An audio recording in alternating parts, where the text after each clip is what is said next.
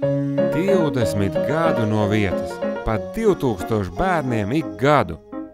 Tā ir milzīga armija, un viņi visi zina satiksmes noteikums un māk braukt ar velosipēdu labāk kā vairums no mums. Kas tie tādi ir? Tie vienkārši ir bērni no visas Latvijas, kas ik gadu piedalās CSDD rīkotajās jauno satiksmes dalībnieku sacensībās. Tāpat 20 gadiem ir izauguši ļoti daudzi velolietās zinoši cilvēki, bet ja mēs parēķinām, katru gadu valstī piedzimst kādi 17 līdz 18 tūkstoši bērni, tad skaidrs, ka tie, kas pārzina velobraukšanu un noteikumus, ir stiprā mazākumā, bet labāk tā nekā nekā. Šogad sacensībās piedalījās 2001. līdz 2003. gadā dzimušie skolēni, un vislielākais dalībnieku skaits bija no Ogres.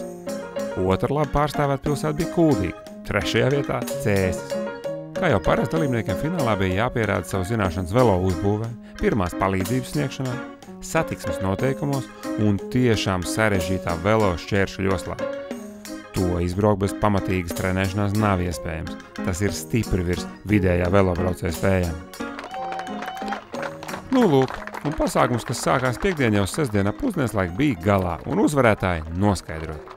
Tātad 29 komandu konkurencē Aizputas novada skolēnu jaunradas centrs 3. vietā, 2. vietā Baložu vidusskolas 1. komanda un 1. vietā šīs sezonas labākie velosipēdisti Kusas pamatskolas komanda Kusa 1. Komandas dalībnieki Elīna Burķīte, Viktorija Ūdre, Santa Bērtiņa, Īvis Bogdānaus, Ralfs Duncis, Ingars Kalniņš un skolotājs Agris Sārs. Dažos šķēršļos bija viegli, dažos grūti un bija jālieto zināšanas vairāk. Ja mēs visu nedēļu trenējāmies. Cik stundas dienā tu brauc ar riteni?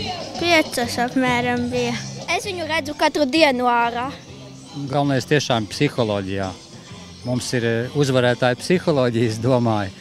Un tā metodika arī, protams, ir atstrādāta gadu gaitā. Un ja mēs ticam un gribam uz to mērķi, uz kur ejam, tad arī izdodas. Izdevās arī šoreiz. Kusas komanda šo titulu izcīnījusi jau 4. gadu pēc kārtas, un septembra beigās tā pārstāvēs Latviju Eiropas jauno satiksmes dalībnieku sacensībās Melnkalnē. Tā kā redzat, šajā pasākumā ļoti daudz kas atkarīgs no pedagoga entuziasma. Tas nav obligāts uzdevums, un skolās, kur skolotājiem tas rūp, veidojas pat vairākas komandas, bet citas skolas pat nekad nepiedalās šajās sacensībās.